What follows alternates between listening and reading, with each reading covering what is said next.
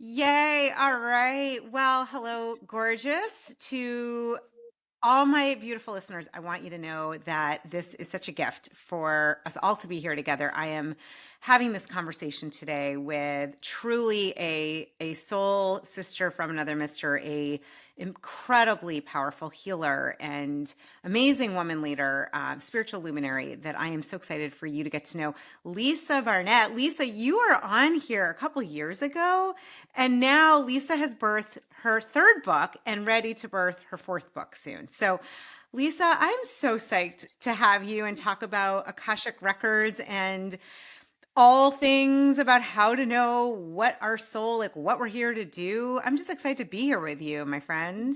Oh, thank you. And I am so thrilled to be with you. It feels like forever, a couple of years definitely, but it is just really a joy to get to be with you and everyone who's listening and share the Akashic wisdom and, right, talk about all things Akashic. All things Akashic. All right. So I think my sense is for those that maybe forgot, listened a long time ago, have misinformation about what the Akashic Records, what is that? Maybe we just start kind of level set and talk about what is it? Like what are the Akashic Records? And your gift, I know, came in very early for you. So maybe what it is and your gift in really being able to access them and how that works. Yeah, so it's a perfect place to start because, the interesting thing about the Akashic records and the energy field of the Akasha is that that vibration was actually pulled away from Earth during the Dark Ages. So 1,000 years ago, they pulled the vibe away because we, as humans in the Dark Ages, misused the information for our own kind of just selfish good. So honestly, the energy has only been really anchoring back on Earth since the 70s, 80s. And when I first started talking about it back in the 90s, most people were just, their eyes rolled the back of their heads and they were like, what are you talking about? So, what I am talking about is the Akashic Records, which are the recording of your soul's journey through all time space continuum. So, what that means is that from the moment your soul individuated from source and went on a journey, everything you have ever been or done has been recorded in this etheric field that we call the Akasha. So you have your own library filled with thousands and thousands and thousands of books. If you just like to imagine it that way, of course, it's really how we just see or imagine things. But you've got your own library and your own librarians who are pure source energy beings of light here supporting you to understand what you've been and what you've done and who you are and what your soul planned before you embodied this time. Okay. So I'm going to just everyone take a breath with me because it's a lot. It's so powerful. And one of the questions I can imagine someone saying is how is this connected or similar to past lives and past life regression? Is the Akashic Records, is that recording all of the past lives, both human and not? Maybe go into that for a minute because I literally am hearing somebody say, what's the connection there? Right. So, everything is stored in the Akashic field. So every life you've lived in the past, and as we know, there really is no past. It is definitely a little hard thing to wrap our brains around because, everything is always happening.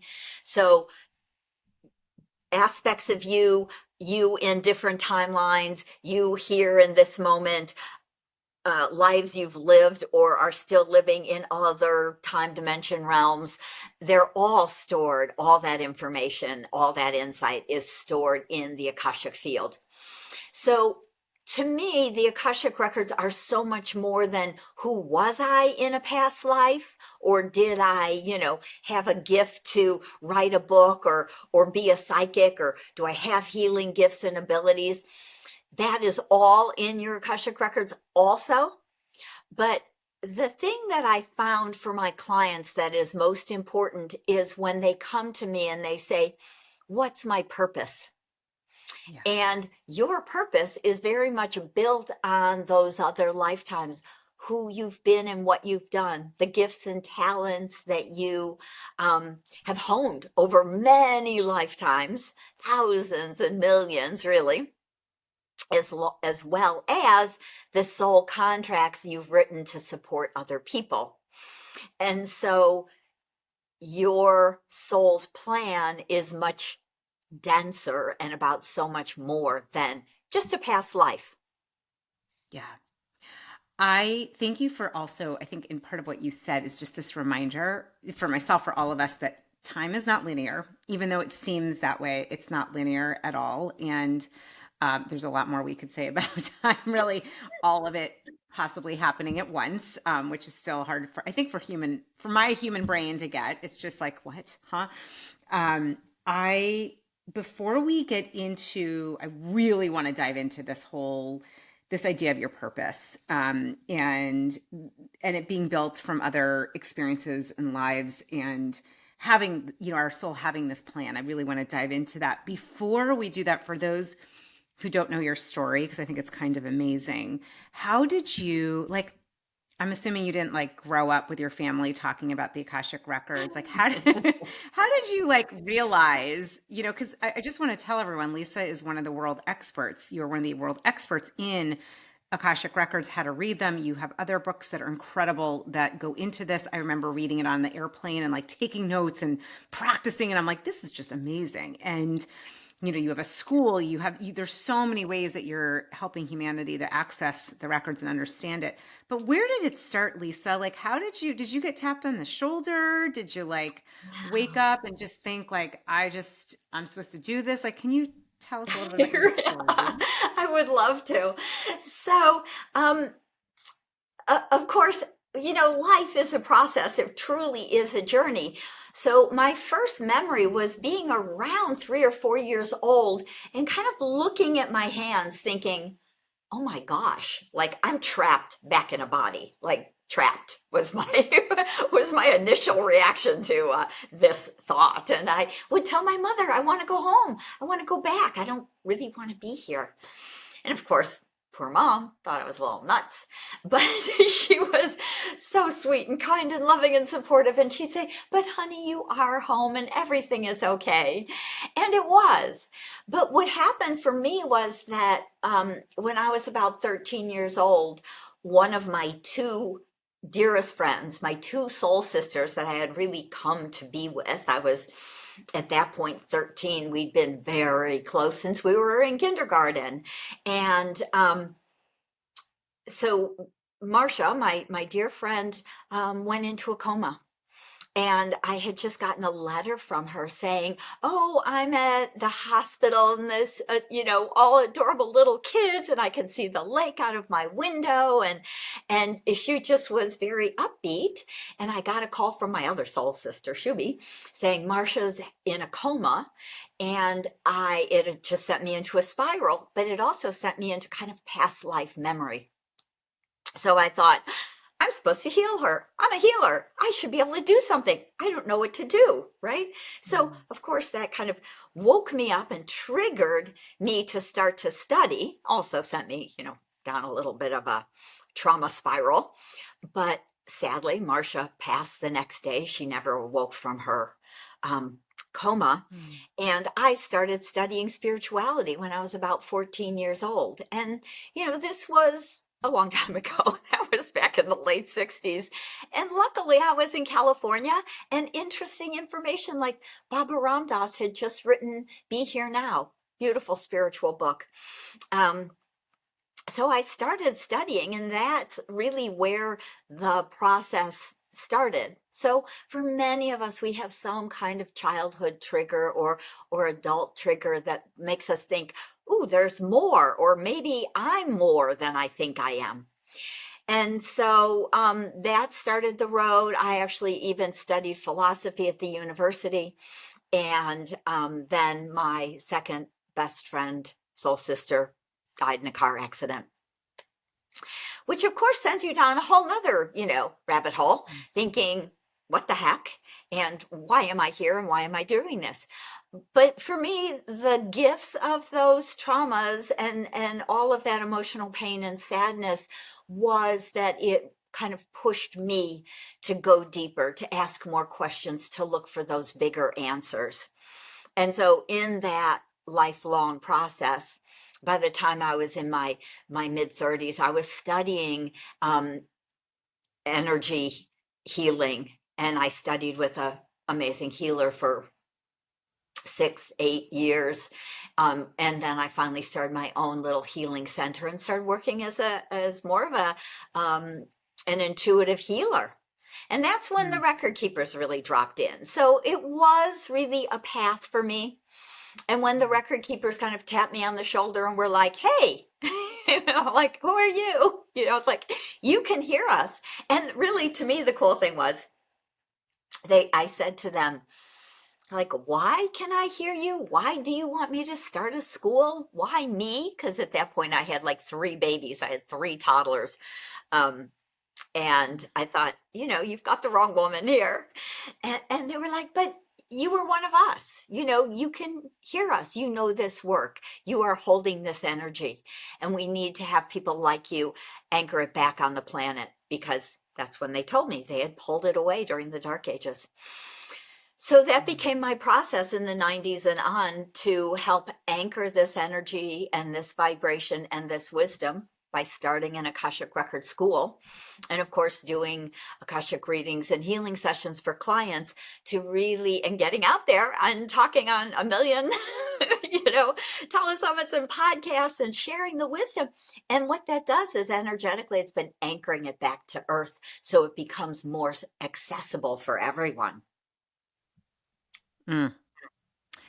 I first of all, thank you for sharing your story. And I've heard it personally, and every time I hear you talk about the loss of these like two best friends at that age, to have something like that trauma, because I know our listeners, are going to have had different kinds of traumas in their life as well, and it's like to hear through that, it really unlocks something in you to go deep into spirituality and connection, and to really ask, like, what is this for? Why am I here?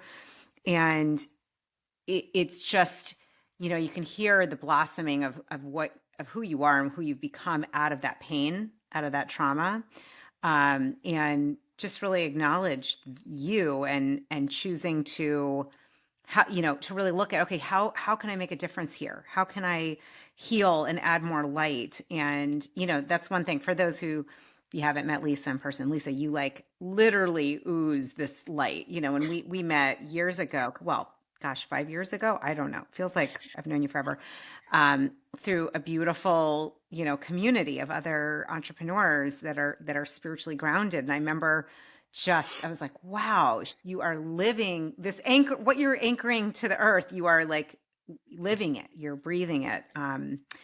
For those who don't know their purpose and their soul's plan, let's talk about this book. I remember when you started to talk about this book coming through you, and you were going to Sedona to write it. I'm still working on that third book, by the way, that has not come out. And I was like, look at her. She is just moving forward. What a like, it was so inspiring to me.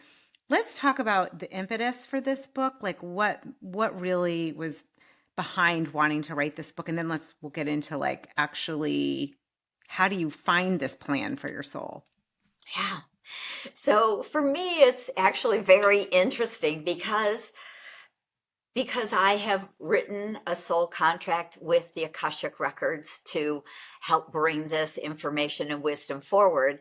It's the record keepers, these beautiful beings of light that I talk to every day, that are the ones who will say to me, hey, time to write another book, and I'll say, okay, what's this one about?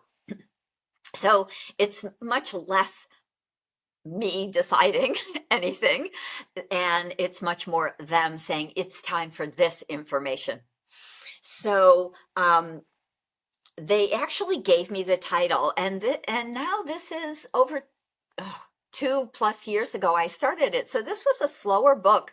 My second book actually, I think, was almost done and published in 6 months, which was super weird and wild and lovely. This, took longer. And of course, I asked the record keepers about all these things.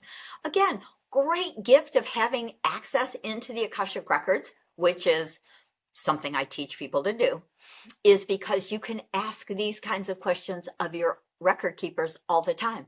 So I would say, why am I not so motivated? I wrote most of this book 2 years ago. What's up with finishing it?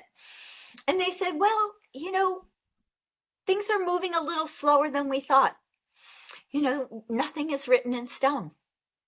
They said, we, thought that humanity would wake up a little quicker. They'd move along a little faster, and we're not. So that's fine. It's just kind of a divine timing thing, which is, again, another one of the greatest lessons I've learned with working in the Akash. But so divine timing, and this, so what we find, and when we can really relax into the energy of flow and really listening to our soul guidance and understanding this kind of roller coaster that we're all on, then it allows us to kind of be okay and not always feel like we have to push and work so hard to make things happen. Because when the timing is right, everything flows. And so when I realized that that it was in my highest and best good to choose a different publisher, all sorts of different doors opened up. And she then asked me to be part of a series of books that she's producing through the company, through the publication. And so, there was book 4 popping in, and just so things all of a sudden just start to flow and sometimes move really quickly. So let me just, this is book book number 3, Your Soul Has a Plan. And it really is about awakening to your life purpose through your Akashic Records. And what I realized is that so many of my clients would come to me and they would say, what is my purpose? And the record keepers say, it's actually to complete your soul's plan. It's not a job description. We all have numerous purposes, as well as 20, 30, 40 soul contracts with other people to support them, to sometimes start businesses, to have relationships, intimate relationships, children, parents, siblings, right? Best friends, soul family members. All of that is written into your soul's plan. And so what I found is that when we can start to, again, see this bigger picture and stop looking at purpose as one finite thing, we can kind of relax back into that. Because I've had so many clients that were in their 60s or 70s come to me for an Akashic reading, and they say, what's my purpose? I don't want to die without completing my purpose, right? And they're a bit in a panic. And their record keepers are like, you've been on purpose your whole life. You were a beautiful, divine, feminine woman filled with this pure, divine, feminine energy that you've been holding in the world. You've been helping to balance masculine and feminine energy in your family. You've held this very pure, unconditional love for your children. This is all part of your purpose, as well as, you've been working with nature and animals and ecology your whole life as a career, as a business, as a love, right? That's all part of your purpose. It's not a job description.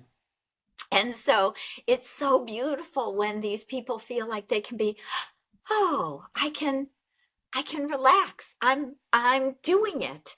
And then sometimes the record keepers will say things like, continue to do kind of your earth guardianship work, where you are helping, the earth herself, helping Gaia herself, work with sacred sites, work with the grids or the ley lines, right?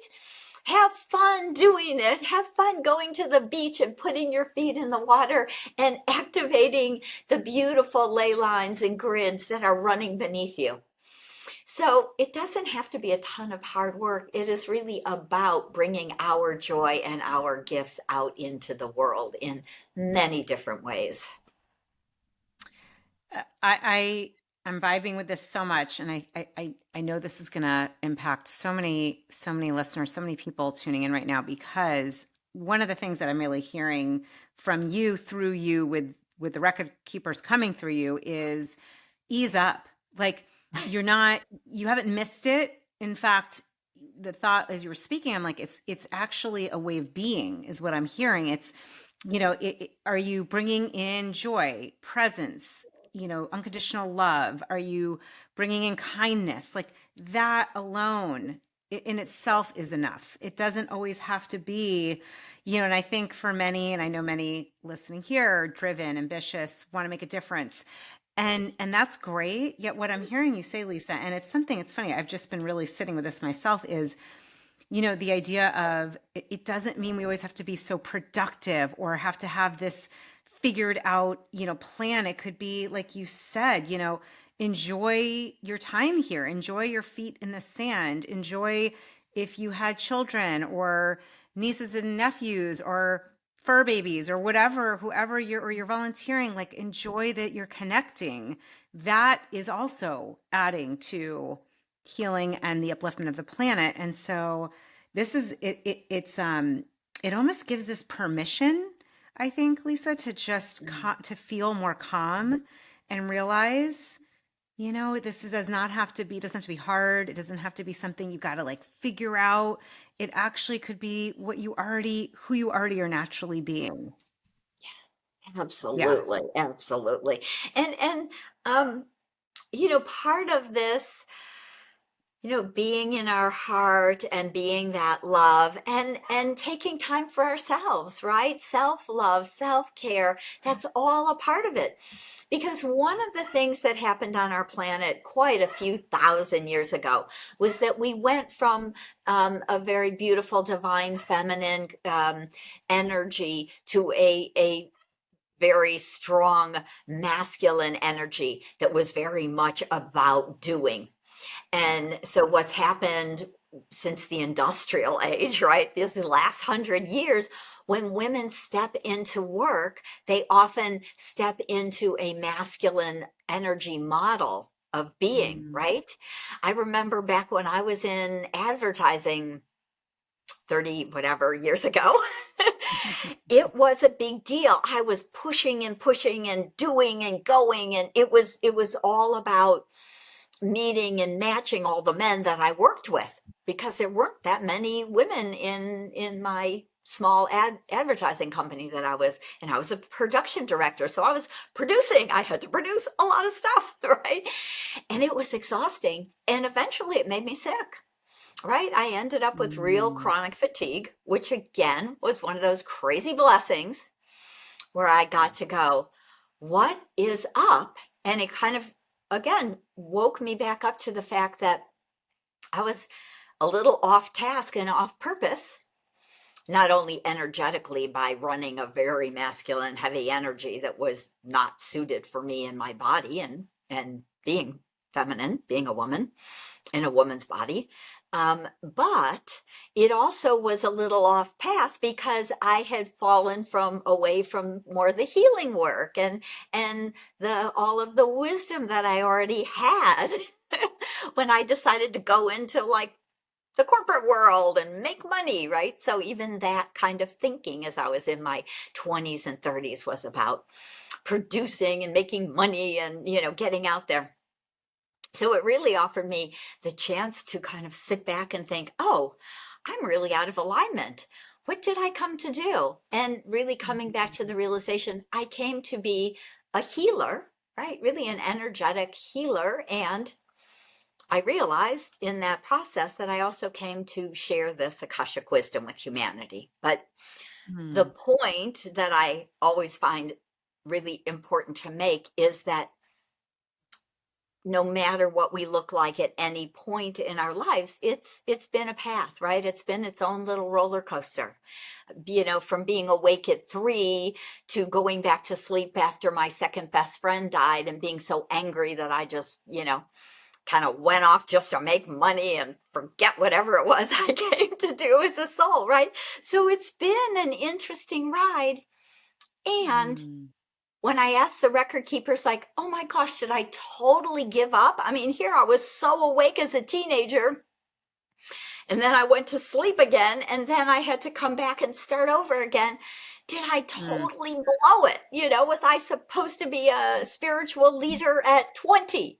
And of course, the record keepers, being pure light, say, no, don't be silly, right? You wouldn't be who you are if you didn't have these experiences, if you mm, didn't learn and grow and bring that compassion that you've learned through all those experiences with you into your life now. So they mm, really want to share with everyone to please don't judge yourself. Don't judge anything you've been or done, because it's part of why we come to Earth hundreds and hundreds of times. We come to learn, and then we share what we learn with other people in so many ways. And sometimes it's mm. someone like me or like Julie sharing our information and wisdom and guidance in a bigger way on a podcast. And for many of us, it's just one on one with our family members or our children, or sometimes with our parents who are still working on healing some of their trauma. So the record keepers just are pure love, and they love you and want you to know that it's perfect no matter how you've ever judged it. Let go of the judgment, it doesn't serve you. Yes. Oh my gosh. I'm just making a note. And this will have I always take notes, put them in the show notes, but this like call out to that. This is so important. Just if you can drop the rock, drop the judgment. And that's such a good reminder of what you said, Lisa, like coming back to your experience, that trauma, that deep grief of losing your two best friends, that was part of shaping who you became. I know there was a time in your life where it was more the working and partying and not as much, that helped shape you and brought you back to where you are. So I love this compassion, real compassion for who you are, where you are now. And we're sending some love to your cute dog who I hear. It's all good, little sweetie. Let me ask you this, for somebody who is hasn't read your book yet or is going to get your book, or just asking, like, I want to know what my soul's plan is, though. Like, what are the different ways to express myself, right? It's interesting because I'm even thinking the idea of being your youest you in my mind is really, it's accessing your highest self, your higher self, which is connected to the many, many lives you've had and then living your soul's plan. It feels so connected. And I'm just wondering, for somebody who like to give, maybe if there's some steps to take or any activities or just ways to like even begin to look at, I'm just curious. I really want to go deeper in expressing who I came here to be and my soul's, desire to express. Are there any steps or anything you would say where to begin? One of the things that I did with this book is I really made it kind of a little workbooky. So we added pages at the end to journal in, but there are exercises for reflection as well as guided visualizations and some of the Akashic healing prayers that I Mm, channeled. They're all in the book. So, it's kind of lovely to be able to actually use the book in that kind of way where you can go, oh, look, I read this chapter, and at the end, there's an exercise. In the first chapter, there's a column of light meditation that you can kind of read through and do. And then you can say the clearing prayers, the prayer for creating your dreams, and the prayer to access creativity. So there's a real variety mm, of um, healing prayers. There's a prayer of remembrance, a prayer of self-love, Mm. like we were talking about. And so I was really excited when I got that kind of call to add that to each chapter to help people because, oh, there's always so much to say, Julie. I know. I know it's a big question. I was like, we're opening a big one here, but yeah, it's all good. So Right. helpful. So, um, what we start to realize and what I really did outline in this book is all of these aspects of what we put into our soul plan. So depending on where each person is kind of in their life, and what Yeah. the keepers always say to me is, we want to meet you where you are.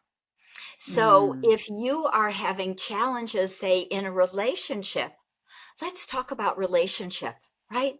Let's look at, do you even have a soul contract with this, say, significant partner? We sometimes partner and marry people we don't even have contracts with because we're stuck in fear.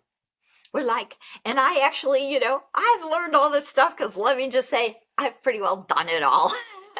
My Yeah. first marriage, I was 30 years old. I moved from Chicago back to California. I didn't know anyone. And I thought, the clock is ticking. I'm 30. I should be getting married.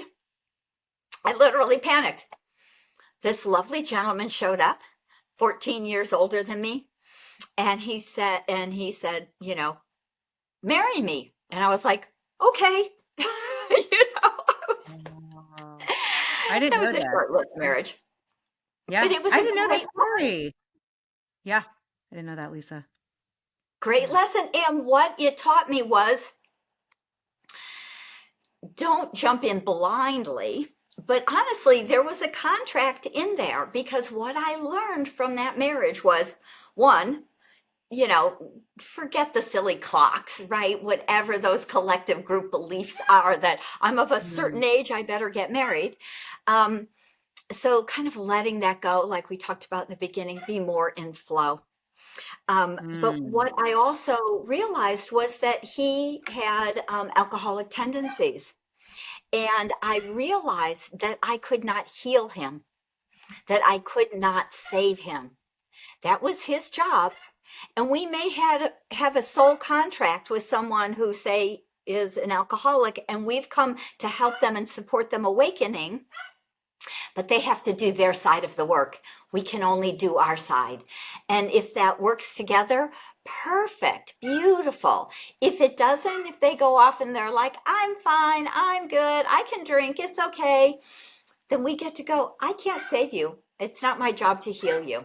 And then we Mm. get to go on and, you know, get a divorce, Beautiful. move on, find the next Yeah. soul contract, because most of us write 30 or 40 or 50 soul contracts to be in support, and to learn and to grow with other people. So they're not all easy. Some of them Yeah. have the challenges attached because that's about the growth. And for me, that was one of the greatest lessons I could ever learn.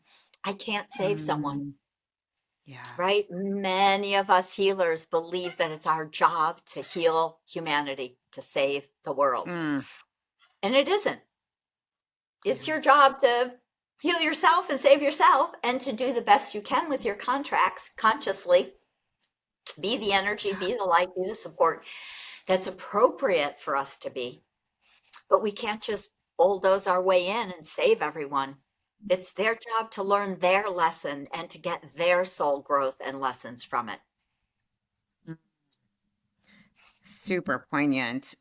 I really appreciate. I didn't know that story about your first marriage, and first of all, like clearly everyone listen, you need to get the book. And I love that about you. And I know from your other books, there's so many questions and activities and then these prayers. So it's very, very interactive, which makes sense so that you can really work through it yourself. And just, again, what I'm also hearing is this is a great reminder of like, I need to hear this. Like it is not our job to save the world. Now, we can have a desire to make an impact, to be of service. Like I know that really motivates me. That's what gets me up. That's why I wanted to do this show. That's why I know you're doing this work, right? Like do everything we can, but in the end, we don't save others. We don't like you couldn't save your first husband. It's our job to heal and take care of and save ourselves, and then to be of service from that place. It's a great reminder. Really important It's distinction. very important because, especially at this time in history, there's a lot of trauma in the world. And, those of Yeah. us who are the light workers who, really came with that heart desire to help. Yes, please, please, please help, you know. And Yeah. from consciousness, right? What's mine to do? What's yours to do? All of those kind of aspects. And again, when you Yeah. can learn to access your own Akashic records, then you can ask those kinds of questions every day. And so that is one of the other great blessings that I've been given from the Akashic record keepers is they have given me a 5-step wisdom prayer system to teach people to easily Mm. access their own Akash with vibrational keys, right? So we have keys and codes and these kind of energy gifts. And so I can teach my students how to use the energy key to move into the Akashic records for themselves and ask, really have fluid conversations with our record keepers. And so it's a great gift. And I teach online workshops quite a few times a year. And so it's definitely another thing, if that calls to you, that would be worth looking into. On my website, of course, all of my upcoming workshops. Beautiful, Lisa. And I will just share with everyone, AkashicKnowing.com is Lisa's website. We'll have it all on the show notes as well. Before we close, I always, you might remember this last time, I like to ask if your heart, I call them heart flares, where there's maybe, and I'll invite the record keepers, I'm sure they're always connected to you. Is there anything that your heart or the record keepers, or you're feeling inspired to share that maybe I didn't ask or we didn't talk about, that just is right there for you, that feels like you want to share that in order to be more complete? Absolutely. Really, when you say that, I just feel all of the beautiful, pure, unconditional love from the record keepers, really from source, that just kind of is pouring through out to everyone. And the record keepers want you to know you have your own record keepers, you have your own Akashic library with a plan. They are really here in service to you. And they want you to know and to feel that love that they hold for you and the support they have for you. And so they are saying, thank you. Thank you for showing up. Thank you for being the beautiful healing light that you are. Thank you. Oh, beautiful.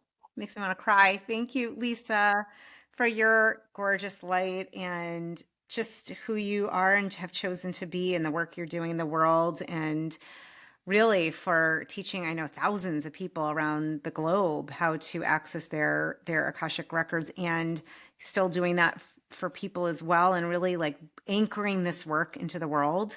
I know that it's part of this greater opening, awakening, ascension. It's part of a greater enlightenment. And for those with ears to hear it and eyes to see it, and those that are interested, and I know those listening and beyond, this is going to be powerful and make a big difference. And I just thank you, and I adore you, and I'm grateful for you and the work that you're doing and who you're being, truly. Oh, thank you, Julie. It's a joy to be with you and everyone. Thank you for having me back. And I just want to thank you, gorgeous, beautiful listener. Just thank you for being committed to really tuning into what does it mean to be your youest you. I hope that you got so much out of this beautiful conversation with Lisa. We will make sure to have everything in the show notes, her information, and just to remember, you are so loved.